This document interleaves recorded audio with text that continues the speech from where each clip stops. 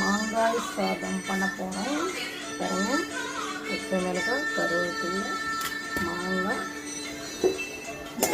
கடலைப்பருப்பு, உளுந்து, கடுகு ஸ்லோவில் வச்சு நல்லா பொன்னிறமாக வருங்க. கடுகெல்லாம் நல்லா வெடிக்கட்டும்.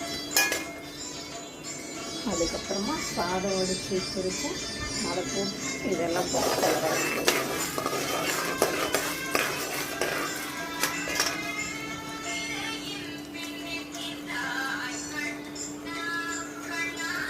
எல்லாம் தொக்குலாம் பண்ண கருவேப்பிலை தொக்கு, கருவேப்பிலை சாதம், பிரண்டை சாதம், தயிர் சாதம் எல்லாம் ரெடி பண்ணிட்டு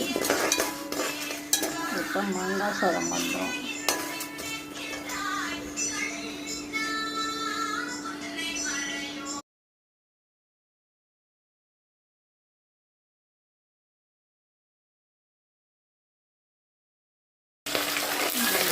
மாங்காய் சாதத்துக்கு ரெடி ஆகுது.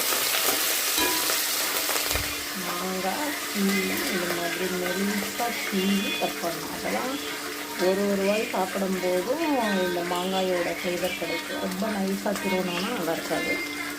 இது மாதிரி சீவி மெலிசாக கட் பண்ணி வேணும்.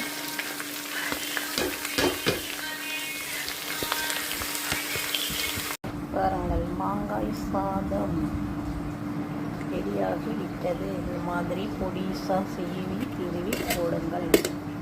இப்போலாம் ஒரு சாதம் சாப்பிடும்போது இந்த மாங்காய் கடிபடும், நல்லாயிருக்கும். பாருங்கள், மாங்காய் சாதம்.